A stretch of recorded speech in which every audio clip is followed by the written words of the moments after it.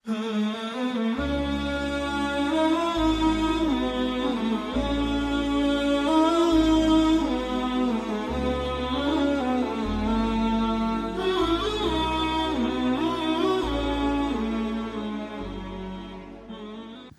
الله وبه نستعين والصلاة والسلام على المبعوث رحمة للعالمين محمد وعلى آله وصحبه أجمعين. أما بعد، السلام عليكم ورحمة الله وبركاته. لدرساني رابردو لخزمت بشكاني فرمودبون باسي حديثي صحيح ما كرت وحديثي حسن ما كرت وحديثي ضعيف آخر محاضرة وآخر باس ما كرت. هر وكو برهنا نويك ما مصطيبا برز دفرمي وكل ما عن رتبة الحسن قصور فهو الضعيف وهو أقسام كثور. دفرمي هر فرموديك داب الزيتن لبلي فرمودي حسن أو بيدا قوتري حديثي ضعيف حديثي لاواز، وهو حديثي لاواز أقسام كثور زور زور بشي هي إما وتمان هر وكو برهنانوا حديثي صحيح دو بشي هي يان صحيح لذاته يان لغيره. حديثي حسنيش بهمان شيوة دو بشي هي يان حسن لذاته يان حسن لغيره. بلام حديثي ضعيف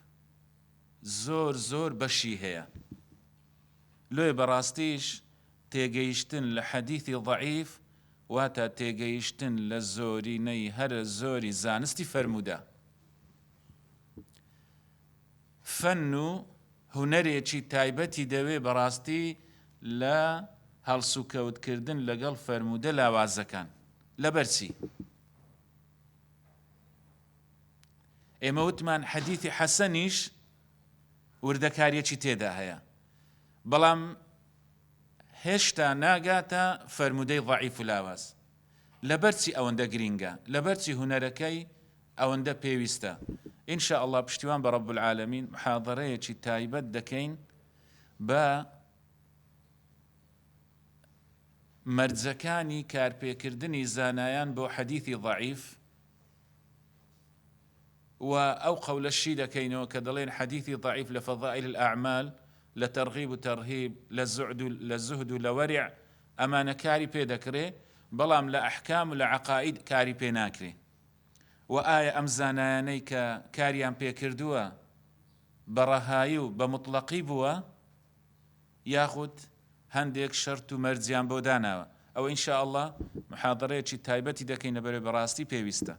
بلام أوي ما بست معنا بو حديثي ضعيف فرمودي لاواز بيويستي بهالسوكوتيكي جيرانه وعاقلانه تعاملي لقلبكي لبر اوي زوريني هر الزوري فرمودكاني رسول الله عليه الصلاة والسلام لم بابة بلام ايما زانان دفرمون او مصطلحيك ما نايوانيك قوتوت ام فرمودي لاوازا ايترتواو حسابي فرمودي موضوعي لبوبكي بروابكن ما مستايتي بانخواز فرموديتي بلاو كردبوا اتفاقي زاناني محدثيني لسرك ام فرمودي موضوعه امش رقم كم ورقرتو رسالة كم بوناردو صوتة شو دنجة شنبونار وتمام مستاي بريز دس خوشت ليدا كم كات زنابت خلقك جيت ليدا قريو الحمد لله أسلوبك جوان تيبلام أو حديثي باست كرديا حديثي موضوعة بالضبط حديثة كم ليادني وتم اتفاقي زاناني شو لسرو داولة زناب الدكين رون كردنا وشي بدي أن رج بكيوتك خلقك ديويتي وزور ديتيان سردمي غزة وأوانبو أو ها والله مداموتي ما مستع حديثي موضوع لفضائل أعمال إيشو بيدكري حديثي موضوع قلت ما مستيبرز زنابت ليتي كلبوا حديثي موضوع أصلا اتفاق زناني لسرا بس نسرا وبو أوي بزاني حديث موضوع لقر حديثي صحيح ليتزياكيو ئەجینا هیچ ئیشی پێ ناکرێ، نە لە فەضایل الأعمال، نە لە ئەحکام، نە لە تەرغیب، نە لە تەرهیب، نە لە زوهد، نە لە تاریخ، لە مێژوو هیچ ئیشی پێ ناکرێ. وتم ئەوەی جەنابەت باسی دەکەی لێت تێکەڵ بووە حەدیثی ضەعیفە لاوازە، ئەویش هەموو ضەعیفێک نا، ئەو مەرجانەی کە زانایان بۆیان داناوە بە مەرجی ئەو حەدیثە ضەعیفە بێ، و ئەوەش مستەلەحێکە زانایان بۆیان داناوە حەدیثی ضەعیفە. ئەگەنە لەکن هەندێک زانایان حەدیثی ضەعیف واتە حەدیثی حەسەن لەبەرچی ئێستا ئەو تەقسیمی ئەمە باز دەکەین کە دەڵێن حەدیثی صحیحمان هەیە، حەسەنمان هەیە، ضەعیفمان هەیە. دوایە ضەعیف چەندان قسمی لێ دەبتەوە، مرسەلە، مبهەمە، معنعنە، مؤنئەنە، مەقطوعە، منقەطیعە، معضل، ئەوانە هەمووی کە دەرێن بەشی فەرموودەی لاوازە، مسلسلە، ئەوانە هەمووی بەشی فەرموودەی لاوازە. ئەو تەقسیماتە لە دوای ئیبن سەلاح و ئەمانە هاتووە، ئەجینا سەردەمی پێشی ئەوان هەروتویەتیان ئەم حەدیثە صحیحە یان ضەعیفە، کە گوتویانتیان ضەعیفە واتە وەکو صحیحەکەی بەهێز نییە، بەڵام نەهاتون فەرموودەی ضەعیف بڵێن کاکە هەندێکمان هەیە حەسەنە، هەندێکمان هەیە ضەعیفە، هەندێکمان هەیە مرسەلە، هەندێکمان هەیە معنعنە. بەس ئەو زانستە کە هاتن لێکۆڵینەوەیان زۆر لێ کرد، وتیان دەبێ ئەم پۆلینە بکرێ بۆ ئەوەی بزانین فەرموودەکانی ڕەسوول الله عەلەیهی السەڵات وەسەلام هەر یەکیان لە ئاستێک نییە. ئەویش بە لێکۆڵینەوە لە چی؟ لە ڕاویەکان زیاتر. بۆیە ئێستا ئەمە دەڵێن هۆکاری فەرموودەیەک کە لاوازە لە پلەبەندی دابەزیوە لە حەدیثی صحیح و لە حەدیثی حەسەن بۆ فەرموودەیەکی ضەعیف سێ هۆکاری زۆر سەرەکی هەن. یەکەمیان نسیان و ئەحەدی الڕوات، یەک لە ڕاویەکان لە بیرکردنەوەی هەیە، یان ناوی ڕاویەکی لە بیر کردووە، یان لە مەتنەکە شتێکی لە یاد چووە. مهم لە بیرکردنەوەیەکی هەیە، شتێکی لە بیر چووە، ئەوە زانایان وتویەتیان ئەم فەرموودەیە لاواز دەبی لەبەرەوەی ئەو ڕاویە لەم شوێنە یاخود زۆر جار شتی لە بیر چووە. دووەمینیان سوء حفظی ئەحەدی الڕوات، یەک لە ڕاویەکان دەرخ و لەبەری لە ئاستی ڕاویەکانی فەرموودەی حەسەن نییە. گوتمان فەرموودەی حەسەن خەفیف الضەبتی وانە، بەڵام ئەوە زیاتر ضەبتەکەی خەفیفە. یعنی بۆ نمونە ئەگەر 100 حەدیثی بجێرتەوە لەوانەیە لە هەفتایان لە سیان هەڵە بکە، لە هەفتایان ڕاز دەکە. بەڵام ئی فەرموودەی حەسەن ئەگەر 100 فەرموودەی بجێڕێتەوە لە 80یان لە 85یان ڕاز دەکە، لە 15یان غەڵەت دەکە. یعنی کاتێک حەدیثەکان دەڵێتەوە دەرخەکەی باش نییە. ئەوەش گوتمان شتێکی ئیعتیادیە و طەبیعیە و شتێکی سروشتیە. چ وتمان دوو مەرجی سەرەکی لە ڕاویەکان، عەدالەت الڕوات، ضەبت الڕوات، هەردووچیان چنە؟ نیسبینە. هەموو ئەو تەقسیمات و بەشبەشەی زانستی فەرموودە لەم نیسبیە هاتووە، لەم ڕێژەیە هاتووە. یەکیان ڕێژەی دەرخ و حیفظی زۆر بەرز بووە، یەکیان لاواز بووە، یەکیان لەوی لاوازتر بووە. زانیان هاتوونە ئەم لێکۆڵینەوە سەبر و تەقسیمەیان کردووە بۆ ئەوی چ بکەن؟ بڵێن کاکە زانستی فەرموودەکانی ڕەسوول الله ئەم بەشبەشەی هەیە و ئاواش کاری پێ دەکرێت. سێمین هۆکار انقطاع في سلسلة السند أو الرواة. حديثك ضعيف دبي أجر هاتو أما وتمان يكم مرزي حديثي صحيح تبو اتصال السند دبي السند كي نبترابي زنزيري راوية كاني هميا عن فلان سمعت أن فلان قال رأيت قال أو دبي حمو أم وشو ئەم زارانەوەی تێدا بێ کە باس لە لێکبەستنەوە دەکا، یعنی پێ گەیشتون. تەشبیه نەبی، تەشبیه نەبی وەکو ئەڵقەکانی زنجیر چۆن ئاوا لێک بەستراون، یەک ئەڵقەیان بەعەستەم لێ بێتەوە ئەوە حەدیثەکە ضعیفە، یاخود لاواز بێ بزانی کە زۆر دەستکاری بکەی لێ دەبێتەوە ئەوە لاواز دەبێ، بەهێز نابێ لە بۆچی ئەوانش تەشبیه نەبی حەدیثەکانی ڕەسوول اللهش ئاوایان کردووە. بۆیە ئەو مەبەستم بوو ینی هەر ئاوا کورتەیەک باسی حەدیثی ضعیف بکەین بەڵام وەکو وتمان ئینشاء الله رب العالمین پشتیوان بێ دەرسێکی تایبەت دەکەین سەبارەت بە حەدیثی ضعیف و کارپێکردنی و مەرجەکانی. دوای ئەوەی مامۆستا باسی حەدیثی صحیح و حەدیثی حەسەن و حەدیثی ضعیفی کرد، ئێستا دەفەرمێ وما أضيف للنبي المرفوع وما لتابع هو المقطوع. دەفەرمێ هەر فەرمودەیەک پاڵ درابێتە لای رسول الله عليه الصلاة والسلام ئەم فەرمودەیە پێی دەگوترێ حەدیث مرفوع. مرفوع واتە چ؟ واتە بەرز کراوەتەوە، یعنی بەرز کراوەتەوە، مەبەستی پێ بەرزکردنەوەیەکی معنەویە. ئێستا ئەمە دیواری بەرز دەکەینەوە، ئەو بەرزکردنەیەکی حیسی و مادیە هەست پێ دەکەین، بەڵام سلسلەی ڕواتیش وەکو ئەم دیوارە وایە، یعنی لە ژێرەوە ئەم ڕاویە جێڕاوێتەوە تاکو گەیشتۆتە سەقفی فەرمودەکانی رسول الله عليه الصلاة والسلام کە خودی رسول الله عليه الصلاة والسلام. جا ئێستا باز دەکەین حەدیثی مەرفوع پێناسەکەی چییە و چۆنە و چۆن نییە. مامۆستای بەڕێز دەفەرمێ وما لتابع هو المقطوع. ئەگەر هاتو تابعیەک فەرمودەیەکی جێڕابەوە وتی قال رسول الله عليه الصلاة والسلام، ئەم فەرمودەیە پێی دێنێ فەرمودەیەکی مەقطوعە. جیاوازیە چێ لەگە فەرمودەی منقەطع لە شوێنی خۆی باسی دەکەی.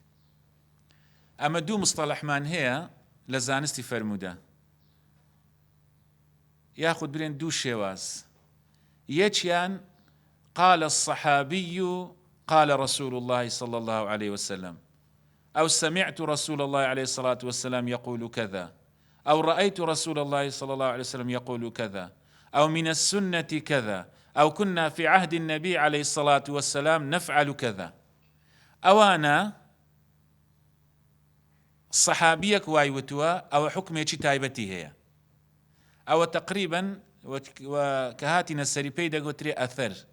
جیاوازیەکی پێ دەکەن لەگەر حەدیثی مەرفوع. بەڵام ئەگەر تابعیەک وتی بەبێ ئەوەی بڵێ سەحابەیەک بەمنی گوتووە، بەبێ ئەوەی بڵێ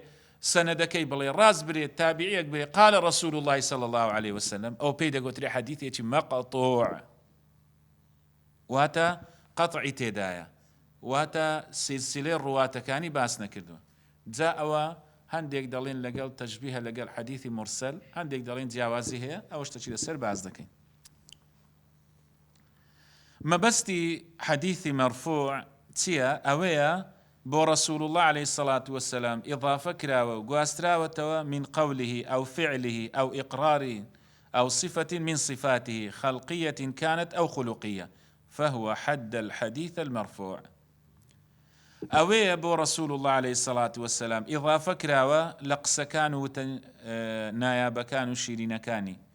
لە فعل و کردەوەکانی، لە دان پێدانانەکانی، یاخود لە صفاتێک لە صفاتەکانی، جا چ ئەوەیە کە خوای گەورە لەسەری دروست کردووە، چ ئەوەشە کە رسول الله عليه الصلاة والسلام بەهۆی قورئانەکە و بەهۆی تەئیدی رب العالمین تێیدا هاتۆتە دی کە مکتەسەبە ئینسان بەدەستی دێنێ، یعنی فطری نییە، جیبلی نییە، لەسەری دروست نەکراوە. ئەوەش زیاتر زانیان دەفەرمون سلوکیات و ئەخلاقیات دەگەیەنی، زیاتر ئەو ئەخلاقیاتانە، یعنی ڕاستگۆیی و صدق و چاکەکاری و ڕێزگرتن و احترام و ئەم جۆرە شتانەی کە لە سنەتەکانی رسول الله داهاتوو عليه الصلاة والسلام. دەفەرمی ئەوە پێی دەگوترێ حەدیثی مەرفوع. ئێمە ئەگەر لە یادتان بێ ئەو پێناسەمان لە سەرەتای پێناسەی علم الحەدیث کرد. گوتمان یەکەم محاضەرەمان باسمان کرد تەذکرە، دووە بیرهێنانەوە، دواتر باسی علم الحەدیث پێناسەکەی چ وەکو علم و چ وەکو حەدیث، دواتریش هەردوو مستەڵەحەکەمان لێکدا وەکو علم الحەدیث پێناسەمان کرد. دواتر هاتین باسی گرنگی زانستی فەرمودەمان کرد، دواتر هاتین باسی مێژووی سەرهەڵدانی فەرمودەمان کرد. بەڵام وەکو پێویست میثالمان نەبوو نەهێنایەوە. ئێستا بەجێمان هێشتووە، ئێستا ئینشاءڵڵا دەچینە خزمەتی بۆ هەر بەشێک لەم بەشانە میثالێک دەینەوە بۆ ئەوی زیاتر تێبگەین و زیاتر پێ بگەین و شتیشی تێدا هەیە بۆتان باز دەکەم ئینشاءڵڵا. بۆ نمونە إذا قال أبو هريرة رضي الله عنه قال رسول الله صلى الله عليه وسلم فهذا حديث مرفوع من قبل الصحابي. دەڵێ ئەگەر پێشەوە ئەبی هورەیرە نەیوت ئەمن فەرمودەکەم لە عومەری کوڕی خەتاب بیستووە، لە عەبدوڵای کوڕی مەسعود بیستووە، لە عەبدوڵای کوڕی عومەر بیستووە، یەکەو سەروتی قال رسول الله صلى الله عليه وسلم بەبێ ئەوە هیچ سەنەدەکەی برێ، ئەوە دەڵێن حەدیثێکی مەرفوعە، لەبەر ئەوەی ئەم سەحابیە پێی دەوترێ ڕاوی الئیسلام، یعنی لە ئیسلامەتیدا بە پلەی یەکەم دێ لە گێڕانەوەی فەرمودەکان. یەکێکە لەوانەیە رب العالمین ئەم فەضل و گەورەیەی پێبەخشیوە کە فەرمودەکانی ڕسوول الله لەبەر کردووە بە دوعای ڕسوول الله عليه الصلاة والسلام، بە هەوڵدانی خۆی، بە قوربانیدانی خۆی. بۆیە ئەوە کەوتی قال رسول الله عليه الصلاة والسلام زانان لێ کۆڵینەوەتە وتیان ئەمە لە شوێنی تر بە سەنەدەوە هایتمان، بەڵام لەبەرچی لەو شوێنێ وای وتووە لەوانەیە ئەو کاتە محاضەڕەی دابی بۆ خەڵکی، لەوانەیە ئەو کاتە ئامۆژگاری خەڵکی کردبێ، ئەوە هۆکارێک لە هۆکارەکانە کە ئەوە بۆمە نەقل کراوە بەڵام لە شوێنی تر هەیە، یاخود ئەگەر نەشبێ ئەمە جێستی قەومتمانەی زانایان بووە، جێستی قەومتمانەی سەحابە و تابعی بە ڕێزەکان بووە، بۆیە ئەمە لێی وەردەگیرێ. ئەمە پێی دەگوترێت حەدیثێکی مەرفوعە بەڵام لەلایەن چێ؟ لەلایەن سەحابی، یعنی سەقفەکەی گەیشتۆتە سەحابیەکی بەڕێزی رسول الله عليه الصلاة والسلام. أدي وإذا قال الزهري قال رسول الله عليه الصلاة والسلام فهذا حديث مرفوع من قبل التابعي. جاري بس بناس كان دكا بو أويلتان زيابتوا حديث مرفوع من هي للصحابة، وحديث مرفوع من هي دقريته بو رسول الله عليه الصلاة والسلام، وحديث مرفوع من هي دقريته بو تابعيك. أويش يكوسر وتويتي قال رسول الله عليه الصلاة والسلام، نتسو باسي الشيخ كيبكا والشيخ كشي باسي الصحابة كيبكا والصحابة كش باسي الصحابة تربكا ياخذ باسي رسول الله بك عليه الصلاة والسلام. بلام يكوسر وتويتي قال رسول الله عليه الصلاة والسلام، بيغنبري خدا عليه الصلاة والسلام آواي وتوه. أما بيدا قوتري مرفوع من قبل التابعين. بويا أما زانان هاتويانا وتويتيان ما دام ئێمە دەڵێن هەمویان مەرفوعە بەڵام یەکێکیان حەدیثی مەرفوعە بۆ رسول الله عليه الصلاة والسلام، یەکیان بۆ سەحابی، یەکیان بۆ تابعی، هاتوونە وتوێتیان کاکە ئەوەی تابعی ناوی لێ دەنین مەرفوع، ئەوەی سەحابی ناوی لێ دەنین الأثر، ئەوەی رسول الله ناوی لێ دەنین مەرفوع، حەدیثی مەرفوع. یعنی بۆ ئەوەی چ بێ جیاوازیەک هەبێ لە نێوان فەرمودەکان، ئەجینا هەر سێکیان کاری پێ دەکرێ بە شوێن و جێگای خۆی بە مەرجی خۆی. دواتر ئینشاءڵڵا لە حەدیثی مرسەل شتەکان باز دەکەین. بۆ نمونە حەدیثی مەرفوعی قەولی، ئەوتمان ئەوەی لە ڕسوول الله گواستراوەتەوە حەدیثی مەرفوع، ئێستا ئەوە پێنا ئەوەکەی کرد تەقسیمەکەی کردوانە، وتمان ئەو سێ تەقسیمەی هەیە، حديثمان هي مرفوعة لبو رسول الله عليه الصلاة والسلام، حديثمان هي مرفوعة لبو صحابي أو بيدا قوتري أثر، حديثمان هي مرفوعة لبو تابعي أو بيدا قوتري فرمودية مقطوعة ياخذ لمرسل جدين باسيدكين، يعني كالصحابية تابعية كوتيتي قال رسول الله صلى الله عليه وسلم، بتايبتي كبار التابعية كان، بتايبتي قورو زاناني فقيه تابعية كان أو تجاوز وكو إمام حسني بصري وكو سعيد كري مسياب أمانك دواتر إن شاء الله باسدك. استادين مثال چی بو دينينوا بو حديث مرفوع، أجر أو حديث مرفوعة قول رسول الله عليه الصلاة والسلام، أجر فعل رسول الله عليه الصلاة والسلام، أجر دام بيداناني رسول الله عليه الصلاة والسلام، أجر صفته چی خلقي بك رب العالمين رسول الله لسر دروس كردوا لسر خلقان دوا، اگر صفتك برسول الله عليه الصلاة والسلام لخوي دا جيب جي كردوا وهانی خەڵکیشی داوە جێبەجێ بکەن وەکو باسمان کرد ئەخلاقیات و سلوکیات و ئەمانە ئاداب و ئاکار و ڕەوشتەکان دێین بۆ هەر یەکێکیان میثالێک دێنینەوە بۆ ئەوەی بەرچاومان ڕوون بێ کە ئێمە پێناسەی حەدیثی مەرفوع دەکەین یاخود کە گوتت پێناسەی حەدیث ما أضيف إلى رسول الله عليه الصلاة والسلام من قول أو فعل أو تقرير أو صفة خلقية أو خلقية يعني خلقية أو خلقية أو السيرة ببزانين أمانة لتشيوه هاتون صحابة أو تابعية كان رضا ورحمة إخوان للسربي أم بيناسيان لتشيوه هناوة دين يك بيناسي حديثة كان دكين بشتوان برب العالمين وەکو عدم پێدا بن ئینشاءالله بەس ڕێکاریەکی بۆ بکەم هەم ئەوەی محاضرە یەکەم هەم ئەم محاضرانەش ئینشاءالله هەمویان حەدیثەکان هەر یەکە و بەشەکەی خۆی حەدیثەکەی بۆ دادنێن بۆ ئەوەی زیاتر بەرچاوتان ڕوون بێ ئینشاءالله مثالی مەرفوع عبد الله كوري مسعود دجيرته ورزا ورحمة إخوة للسر بالصحيح بخاري داته دفرمي رسول الله فرميتي لا حسد إلا في اثنتين رجل آتاه الله مالا فسلط على هلكته في الحق ورجل آتاه الله الحكمة فهو يقضي بها ويعلمها أم حديثة قولية إيمال رسول الله عليه الصلاة والسلام بوما الروايات كراوة عبد الله كوري مسعود دفرمي رسول الله فرميتي حسد واتا إيري واتا تيتو دلي يا رب العالمين أو صفة جوانا أو آكار جوانا بمن ببخشة لوي بكوا يعني أو صفتي تيدانا مني دفرمي بلدو كسان دروستا أتو بلي خدايا أم صفة لمش بين دي بلام زانان وتويتيان ليلة بمعنى حسدش ناي يعني زوال النعمة نا بمعنى غيبتدي يعني يا رب العالمين بو أو زياد بك اللهم افتح عليه أكثر وأكثر وأكثر خوايا بو زياد بك مالي بو زياد بك كده بخشي لبناي خوايا علمي بو زياد بك تيجيشني بو زياد بك بو قرآن والسنة بس يا رب العالمين بمش ببخشة يعني آوا دعاينك وكو دجيرنو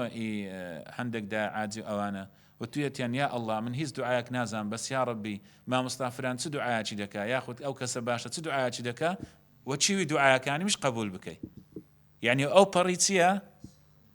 أو سي قوم تمانية وكدري أو بري بندايتيا يعني يا رب العالمين من نازم دعايك بلام دزانم أوان دعايك زوان دكن دعاي وانش لبوا من قبول بك أوش تقريبا لو شوية در يا رب العالمين مالو سروة سامن الدايت أو لبناي رب العالمين دبخشي خير وخيرات بيدكا بو كسوكاري بو دوروبري بو مسلمانان لبناي رب العالمين يا الله سروة سامانش بدا من أمش آوا ببخشم بويش زياد بكي أو بيدا قوتري غيب طا يعني واتا تو داوا دكي تون بي بخشيوا ياخد كسيك خواهي قولة حكمتي بي بخشيوا حكمة لقرآنش بس بيناسك رايا ها أنا أو حديث صحيح نية الحكمة ضالة من أن وجدها فهو أحق بها نال قرآني آياتك ما هي دفرمي يؤتى الحكمة من يشاء ومن يؤتى الحكمة فقد أوتي خيرا كثيرا يعني هم خيرشا هم زورشا أو كثيرة ديارنية سنده بس رب العالمين دزاني بويا حكمة يكك لو رزقانية تبيتو دوابك يا رب العالمين حكمة بيبخشة حكمة زانان زور بيناسيان كردوا بلام وكو بلي بيناسية كرتي أويا فعل ما ينبغي على الوجه الذي ينبغي في الوقت الذي ينبغي أو شيء كبيوست أمن بيكم لسر أو أندازة وسنوري كبوي داندراوة ولو كاتي كبيوستي شبيكم تقريبا ريك يكسان با بندتش بيشينان أكرمك الله إيشي بوقتي باشاي سرتختي أو حكمة فعل ما ينبغي على الوجه الذي ينبغي في الوقت الذي ينبغي يعني شتشتري الشيء كاري أمره ما خرس بيني لێ ئەمە یەکێکە لەوانەی کە کەسێک تێیدا هەبوو پێویستە ئەتو دوعا بکەی بێ یا رب العالمین ئەو حکمت و لێزانی و کارزانی و جوانزانی و ئەو هونەرە جوانت پێبەخشی و یا رب العالمین بە منیشی ببەخشە بۆ ئەویش زیاد بکە. ئەوە یەکێکە لەو فەرمودانەی کە ڕەسوول الله بە قسە وتویەتی، ئەوە بەشێک. ئەدی مثال مرفوع الفعلی، يعني كفعلك رسول الله كردبي عليه الصلاة والسلام. حديث صفة سجود النبي عليه الصلاة والسلام، حديثي سجد بردن كرنوش بردن رسول الله عليه الصلاة والسلام تون سجد بردوا. دل أن النبي عليه الصلاة والسلام مالكي كري بحينا رضا ورحمة إخوان لسجد فرمي أن النبي عليه الصلاة والسلام كان إذا صلى فرج بين يديه حتى يبدو بياض إبطيه. دفرمي رسول الله عليه الصلاة والسلام هر كاتك بيويستايا بتسيت السجدة فرج بين يديه أو دستكاني ليك دكردوا حتى يبدو بياض إبطيه، حتى سبياتيكي بدر دكوت. رسول الله عليه الصلاة والسلام إلي بن هنجري بقرباني بين ديار بوا أدي بودري حتى بياض إبطيه.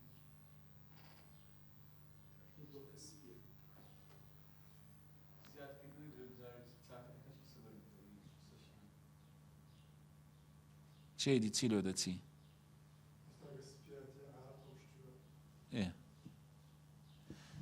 زانان پێناسیان کردو هەندێک دەفەرمون مەبەستی جلدەکە نییە، مەبەستی ئەو دژداشەیە لە بەریدا بووە، یعنی سپیاتەکەی هەموو لێمان دیار بووە. هەندێک دەفەرمون دەکرێ ئیحتیمال بووبیتن، یعنی هەندێکی بەخۆی دادابی ئەو شوێنەی دیار بووبی. مهم ئەوە وردەکاری هاوڵانی بەڕێزە کە چۆن چیان کردووە مراقبەی فعلەکانی ڕەسوول اللهیان کردو عليه الصلاة والسلام. یعنی ئەگە فەرمودەکان دەخوێنیەوە برایان، یعنی بەڕاستی تووشی سەرسامی دەبی. یەک لە نهێنیەکانی سەحابە ئەو وردەکاری و مراقبە و چاودێریکردنی شوێنکەوتنی ڕەسوول الله بوو عليه الصلاة والسلام. باشە من بە ڕۆژی دەبم، یان بەڵێن ڕەسوول الله بە ڕۆژی دەبێ ویساڵی دەکا، سەحابە کو دەزانن ویساڵی دەکا، یعنی مەغری بێش ڕۆژوەکەی ناشتێنی تاکو دەگاتە پاشیو. سەحابە کو زانیان.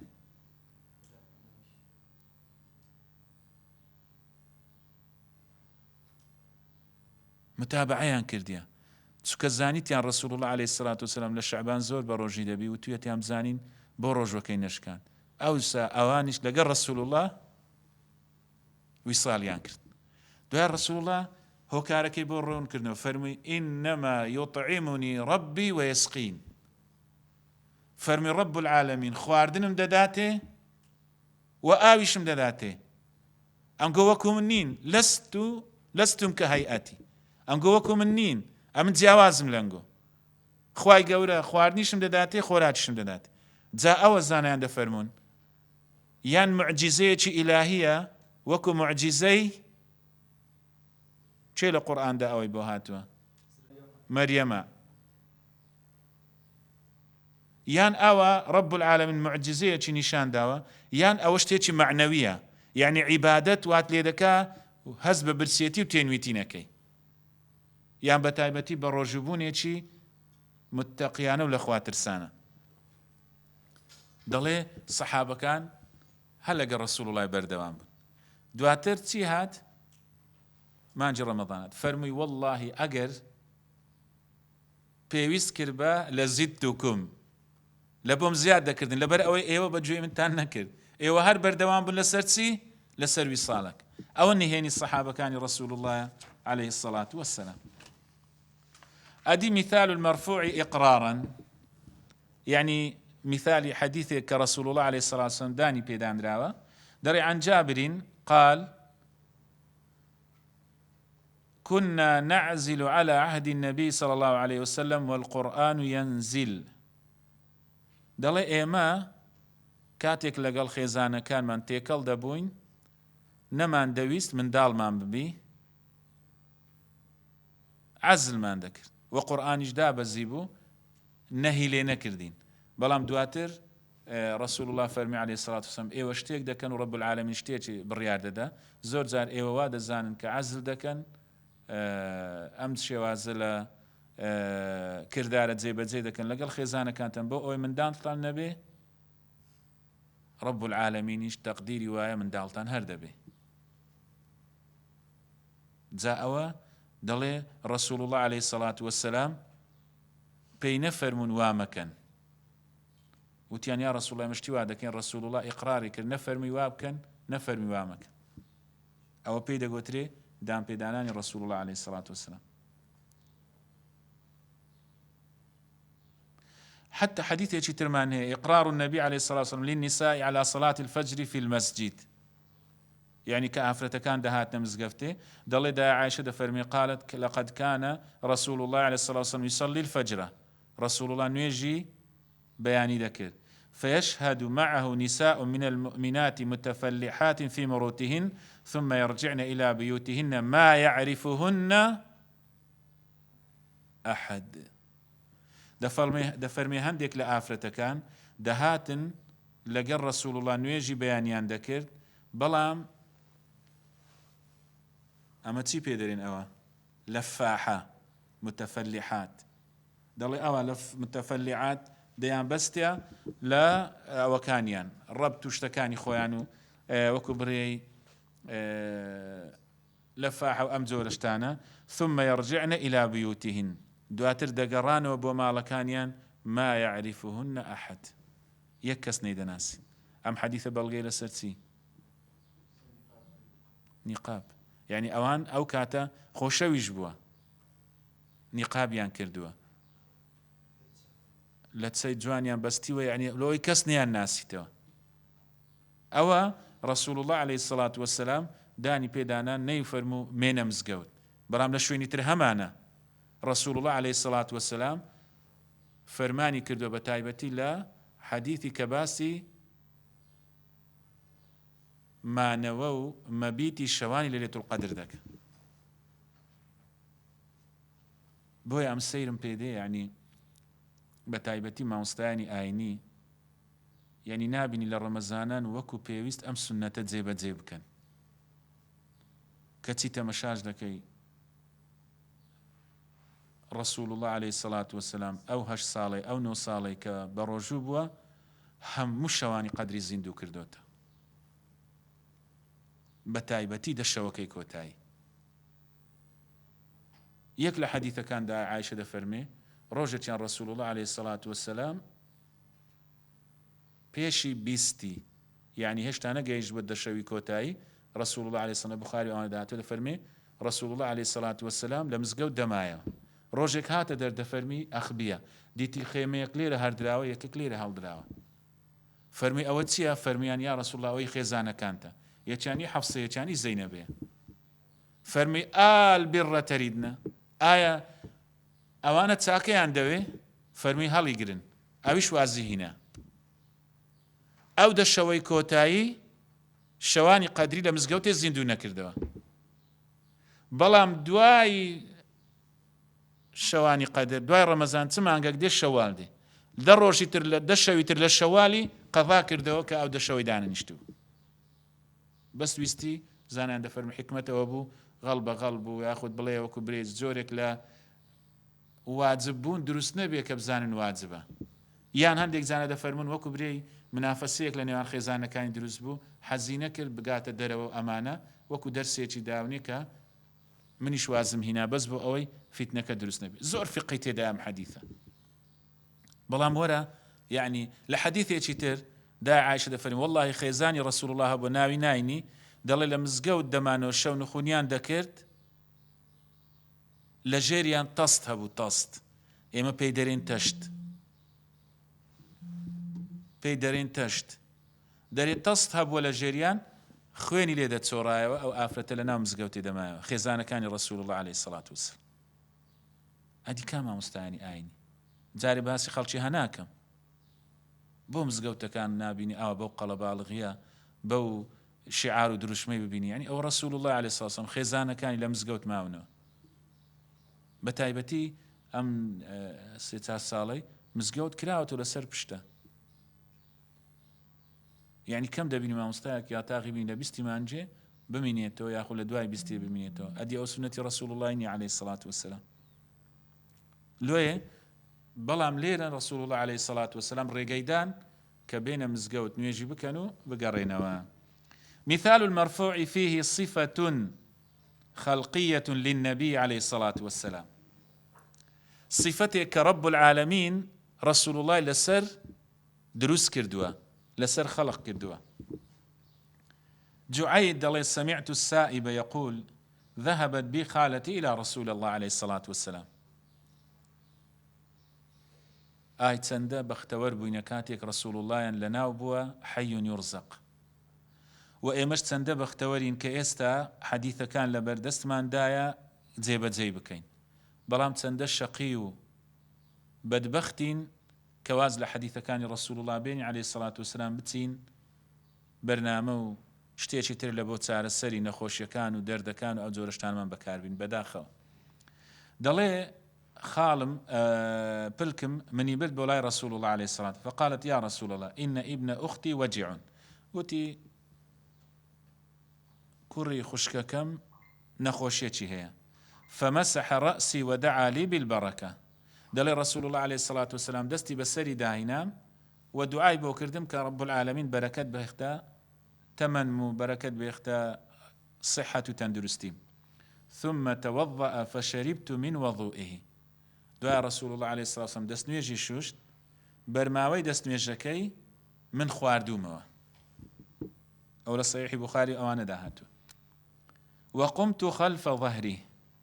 دەڵێ لە پشت رسول الله وەستام عليه الصلاة والسلام فنظرت إلى خاتم النبوة بين كتفيه دەڵێ سەیرم کرد مۆری نبووەت لە نێوان هەردوو شانەکانی رسول الله عليه الصلاة والسلام مثل زر الحجلة دەڵێ وەکو هێلکەی قەتێ وابوو یان وەکو هێلکەی کەو وابوو. حەجەلە یعنی ئەگە لە ئەنتەرنێت و لەم شتانە لێ دەدەی ئەم دوو تەیڕت دەداتێ یان قەتێ ئەوەی زۆر هەندێک دەرێن سەلواش هەر لەگەڵ قەتێتی زۆر ئەوەی هەیە ینی زۆر ئیستفادە هەیە ئەو قەتێ دیارە نەخۆشی و شتی لا دەبە ئەو جۆرە شتانە دەڵێ وەکو هێلکەی قەتێوا بوو خاڵێک بوو لە بەینی شانەکانی رسول الله عليه الصلاة والسلام هەبوو.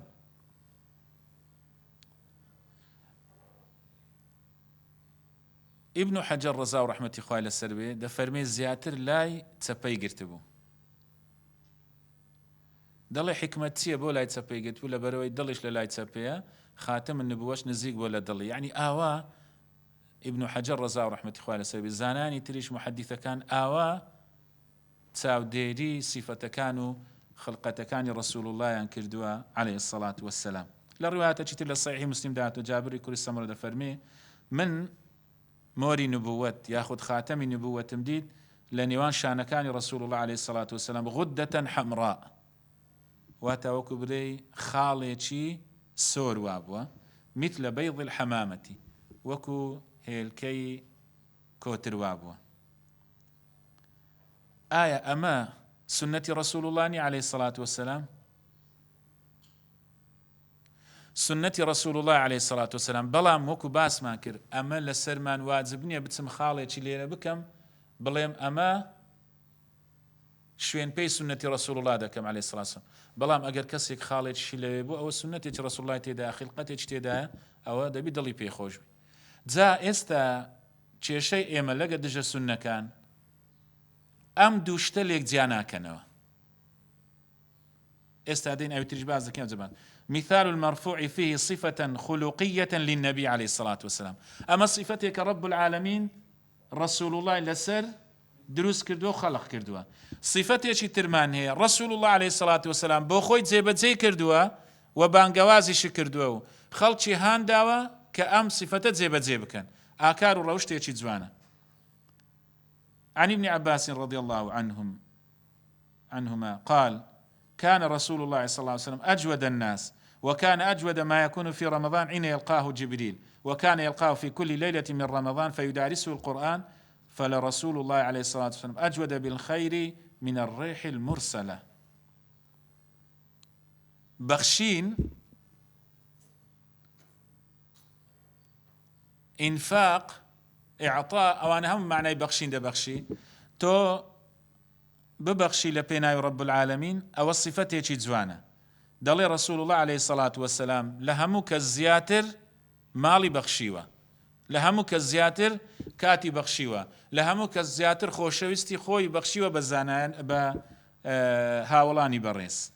دلي براستي لرمضان جدا لهمو كاتيك زياتر بخشيني كردو زياتر بخشيويتي. دلي رسول الله عليه الصلاة والسلام همو الشويك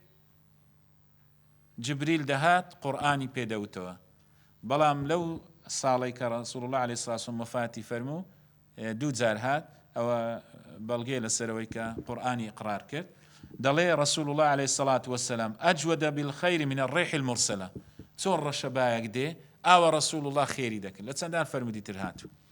جا إيما براستي إستا إشكاليت ما لقر دجا السنة كان هي هاتونا أم صفة جواناني كرسول الله بانقوازي بوكر دبون من الليرة باسي تصدقا باسي بخشين دكا إلا قرآنش دا باسي بخشين نية لقرآن دا لتن شوينان باسي بخشيني كردو زور باسي بخشيني كردو رسول الله قرآني تطبيق كردو أوان هاتونا دلين كاكا أما سني دكين دوبش سني تشريعي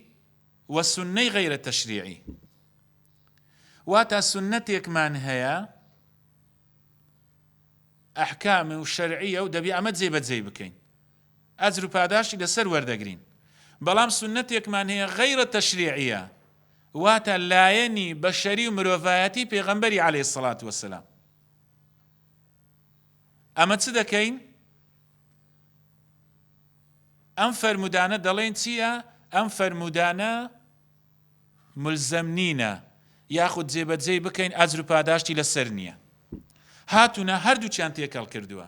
أوي رب العالمين رسول الله لسر خلق كردوا بون منا كان واسع العينين واسع الجبهتين كان كثير الشعر أو أنا هم صفة رسول الله عليه الصلاة والسلام. رسول الله تساوي زور قوربوا و رومتكاني وجه زمالي زور قوربوا. رب العالمين بديداري خوي أجر بو يك زارج بلا تمن من لخو دابي بين إن شاء الله. أو شيء كلا خوش كان براستي دبي دعوة بكين يك زارج بلا تمن من بديدار رسول الله شاد بن عليه الصلاة والسلام. بويا رسول الله أما هم يزواني كاني بوا أما دلين كاكا أوانش سنة وأواني كوتوية تشي زيب كان بون منتسي تون بنا ناني خواردوا تون نوستوا تون خوي شوردوا تون تعاملي كردوا لقى خيزانة كاني دلين كاكا أوانش سنة رسول الله عليه الصلاة والسلام. أوانا دلين أوانش بشرية لقال أوانا تيكاليان كردوا لويا هاتونا وتويتوان دو بشمان هي بشيتيان سنة تشريعية بشيتيان سنة غير تشريعية. لويا ليلة زانان كهاتونا وتويتيان كاكا أما دلين صفتك خلقي ياخذ صفتك خلقي لرسول الله داتيا هردوك بوما السنة بلام إيما ملزمنينا بو صفتاني كرسول الله لسري دروس كراوة إيما بتسين أو صفتانا لخومان بين الدين يعني وكو دلين بتسين عملياتي تجميلي بكين لبروتي أمن برسول الله بتسم عليه الصلاة والسلام نا أو أصلا الحرامة بلام أو كانت السنة بون من الصحيح بخاري وأمانة دهات وداعش دفرمي كان يحب التيمن في تنعله وترجله ومشيه وفي شأنه كله. رسول الله حزي خوشي ويست ولا لا خوشي ويست بوا دائما لا خوشي ويست بلا راستا زالا أكرمكم الله بيلاو لبركردن بي ياخد لا برز داهناني بي ياخد لا رويشتني بي وفي شأنه كله لها مشتكان عزي ليبوا لا راستا هالبجيري يعني أمبريم أو السنة والله راي راسته هالبجيرين ياخد سناني خواردي سنة ياخد طبي نبوي كتسون معالة زي هنديك نخوشي كردوا يعني هنديك أوي كردوا بريم أوانش هم لا أدم للسنة أدم شون كوتني سنة رسول الله لشي بدوزمو ئەمە باسمان کرد گوتمان نهێنی هاوڵە بەڕێزەکان ئەوەیە کە شوێن پێی سنەتی ڕسوول الله بن عليه الصلاة والسلام. بەداخەوەش دەڵێن مەفهومەک هەیە، فکرەیەک هەیە، یعنی لەلایەن زۆرینەی خەڵکی چەسپاوە لەسەر شانی مێ بەڕاستی ئەمە ئەم فکرێ لا بدەین و بانگەوازی بۆ نەکەین و وەڕۆنی بکەینەوە. ئەویش ئەوەیە دەڵێن سنەت ما يثاب على فعله ولا يعاقب على تركه. سنەتی ڕسوول الله ئەوەیە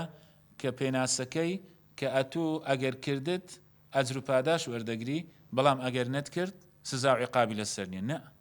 حتى هەندێک سونەتێزانیان دەفەرمون بە تایبەتی لەو سەردەمەی مەدا کە هەموو کەسێک دعوە و بانگەواز قوربانی و تەضحیە دەدا بۆ بڵاوکردنەوە و بانگەوازکردن بۆ بیردۆزەکەی. لەسەر ئەمەش واجبە ئەمەش قوربانی بدەین، تەضحیە بدەین و ئەوە دعوە و بانگەواز بکەین بۆ جێبەجێکردنی سنەتەکانی ڕسوول الله عليه الصلاة والسلام کە ئێستا دژایەتێکی زۆری دەکرێ و مسلمانانیش بەعام دژایەتیان دەکرێت. یعنی حتى لە دنیای ئێمەشدا دەبینی کەسێکی خۆش دەوێت ئامادەیە حتى تغییری خەڵقی خوا بکە، ئامادەیە حتى عملیاتی تەجمیل و ئەوانە بکە ئەو چێ بەو کەسە بچێ. بۆ پێت سەیرە، بۆ بە من ڕەوا بینی ئەمن لە هەندێک شت سنەتی ڕسوول الله جێبەجێ بکەم عليه الصلاة والسلام، کەمترینیشت کە سنەتە. ئەو ڕۆژە هەلە فەیسبووکی والله ئەعلەم زیاتریش کارێت لەوەی بوو ئایا حەلق اللحیە یاخود ڕهێشتنەوەی ڕدێن ئایا واجبە سنەتە ئەوە نییە. منیش بەڕاستی خۆم پێڕانەنجیرا کۆمێتێکم نووسی، زۆر کەم دەنووسم، زۆر کەمیش مەجال دەیبێت زاد دەبینی ئەوە بە تایبەتی ڕۆژی چوارشەم و پێنجشەم ئەوانە دەڵێن ئەو مامۆستایانەی وتاریان هەیە زۆر گرینگە ئاگایان لە ناو مجتەمەع و کۆمەڵگاش بێت چ دەگوزارێ. جاریوە هەیە بە ئاماژەیەکی کەم ئاماژەیەکی پێ دەکەی ئیستیفادی دەبی لە بۆ دەوروبەر. ئەگەرام زۆر هەندێک جار لەسەر حادیثەکان کەمتر دەوەستم، بەڵام جاریش ئەوە بە منداڵەکان جێم شتێکی ئەوها هەیە پێم بڵێن هەر بە ئاماژەیەکیش بێ باسی بکەم. یعنی تەمەشام کردێ ئەو دەیگوت حەرامە، ئەو دەیگوت لە عادەتی ڕسوول الله، ئەو دەیگوت ئەمش کۆمێتێکم نووسی، گوتم ئەوانەی زانایان وتوێتیان هەمووی لەسەر سەر و لەسەر سەری علمیەن، بەڵام ئەمەن عەمەلیەن ڕۆحیەن ڕیشم ناتراشم ئەوەندی پێم بکرێ چۆن ڕسوول الله عليه الصلاة والسلام ڕیشی هێستیتەوە ئەوە تقربا لمحبة النبي عليه الصلاة والسلام، وەکو نزیکیەکم لە بۆ خۆشەویستی ڕسوول الله عليه الصلاة والسلام. و ئەوەش ئێستا شتێکی باوە خەڵکێکی خۆش بێدرێ لە بەخاتی تۆ ئیشەی ناکەم، منیش لە بەخاتی ڕسوول الله عليه الصلاة والسلام ئەو سنەتەی جێبەجێ دەکەم ئەوەندی پێم بکرێ. ئیشکالیەکە کۆتایی پێدێ. بۆیە ئێوە خۆشەویستان سنەت لایانی عەمەلی جودایە، لایانی علمیش جودایە. چۆن دەڵێن حەدیثی ضعیف و حەسەن ئەمانە لایانی علمینە، ئەجینا لە کاتی ئەحکام و کان هەم ئیشی پێ دەکرێ بە مەرج و شروتەکانی خۆی. سنەتیش ئەوایە ئەوەندی پێ دەکرێت جێبەجێ بکە. عومدەشمان چییە؟ رسول الله فرمويتي ما أمرتكم فأتوا منه ما استطعتم. أما قاعديك أما يكك لفرمودكان كجامع مانعة نقب آوي زير عقب آوي فرميسك بنسريتوا بخوين ما بنسينوا لدلمان وكدلي نقشي لي بدين يا رسول الله أوي بيمان دكريتو فرموتا أوي فرمان بيكردن زيبت زيبكن أو أندي بيم بكري سنة كان زيبت زيدك بەڵام لە قەدەغەکراوەکان وان نییە وما نهيتكم عنه فاجتنبوه ئەوەی قەدەغەم کردوون هیچ ئەوە نییە ئەوەی پێتان دەکرێت نە وازی لێبینین بەڵام وما ئەمەرتکم ئەوە شێکێکە لە ڕەحمەتەکانی ڕسوول الله عليه الصلاة والسلام چونکە زانیوێتی ئومەتەکەی لەوانەیە هەموو سونەتەکانیان جێبەجێ نەکرد والله بالله وتلا یعنی کە هەستێک حروفی قەسەمینە وەکو دەڵێ لە یادمە هەموو جارێ کە منداڵ بووین ژنەکان ئەگەر زۆر لە منداڵەکانی تووڕێ بەدێگو والله وبالله وتلا هەستێک حروفی قەسەمێ بێوە هورت هورتت دەکەم يعني دوای لێم کۆڵیەوە باشە کوی دەزانی والله وبالله وتلا هەرسێک حروفی قەسەمینە واو با و تا بەڵام ئەمیش والله وبالله وتالله چەندی لە سنەتی ڕسوول الله نزیک بیەوە وەکو عالم علمەکەت بەرەکەتدار دەبی وەکو کاسبیەکەت بەرەکەتدار دەبی وەکو تەمەنت بەرەکەتدار دەبی لە هەر شتێکی زانایات سەلمان دویانە دەڵێت چەند لە سنەت نزیک بوومەوە ئەوجا زۆر سەیر پێدێ لە شوێنە چی بوون باسی پەرتووکە چیان کرد گوتیان ئەو پەرتووکە زۆر مهمە و ئەوەیە مامۆستایەک چ بڵێ باشە وەڵای وەتان لێکرد مامۆستا ئینشاءڵڵا وە دەکەم بخوێنمەوە واز لە سونەتەکان دەینم بەس فەرزەکان دەکەم بەس خەریکی ئەو کتابەی دەمە کتابی دەخوێنمەوە یعنی هیچی نەدۆزیەوە بەس واز لە سونەتەکان بێنی ئەو چێ کتابی بخوێنتەوە کاتێکی تر بۆ دیاری دەکەم یان دەرم یا رب العالمین تەوفیقم بدەی من پێم سەیر و بەڕاستی واز لە سونەتی دەینی سونەت پێشتەچی اعتیادیە بەڵام چییە وەڵاو کتابی بخوێنیەوە لۆی بەڕاستی ئەمەیە جیاوازیمە ئێمە دەڵێن بەڵێ هەموو کردەوەکانی ڕەسوول الله کە لایەنی خولوقین لایەنی ئاکار و ڕەوشتن سنەتە بۆ ئێمە بەڵام بە ئەندازەی پێویست جێبەجێ دەکەین بەڵام ئەوانەی کە خەڵقین کە رب العالمین ڕەسوول الله لەسەر خەڵق کردووە ئێمە دەڵێن سنەتە بەڵام ملزەم نین پێی چونکە لە پێناسەکەی دەڵێن چێ ما أضيف إلى النبي عليه الصلاة والسلام من قول أو فعل أو تقرير أو صفة خلقية أو خلقية أو خلقية وانيا أو صفتانا لو أوان هاتونا لو منطلقي دلين كاكا بشرية رسول الله عليه الصلاة والسلام ملزمين بشر بوجكو إما ريشي تاشيوا أمش نوينية أمش تنوينية بيشي وانيش هبوا حتى لسردمي رسول الله عليه الصلاة والسلام فرمودك عمري كري عاص رضا ورحمة إخوة للسربي دلي قريش كان بيان وتم بابلين زمانی سەردەم دژە سونەکان دژە ئەوانی دژی ڕەسوول الله فەرمیان بۆ ئەتو هەرچی ڕەسوول الله دەیڵێ دەینووسی الرسول عليه الصلاة والسلام يتكلم في الرضا والغضب رسول الله هەندێک جار تووڕەیە هەندێک جار ئاسایی قسان دەکە ئەمیش هاتم بۆ لای ڕەسوول الله باس کرد عەبدوڵڵای کوڕی عەمری کوڕی عاس ڕەزا و ڕەحمەتی خوا لەسەر فەرمی هاتم بۆ لای ڕەسوول الله باسم کرد وتم یا ڕەسوول الله قوڕیش ئەوها دەڵێ ڕەسوول الله فەرمووی يا عمر اكتب فوالذي نفسي بيدي لا أقول إلا حقا للرواية تفرم لا أقول غير الحق فرمي بنوسا سوين بأ الله من لكاتي توربون لكاتي آسايش هيت قسيك ناكم إلا راستي رواي نبي لويه فرمودكاني رسول الله عليه الصلاة والسلام كبو إما بقوا أسرا وتوا ما دام صحيحة إما زيد كين قمان من نيا أو أبو وكدلي باسي أو ما انكركا فرمودي رسول الله عليه الصلاة والسلام مرفوع واتأم فرمودانية كلا رسول الله قواسترا وتوو بولاي إيما هاتوا بم أندازية أم درسكوتاي بيدينين سبحانك الله وبحمدك أشهد أن لا إله إلا أنت أستغفرك وأتوب إليك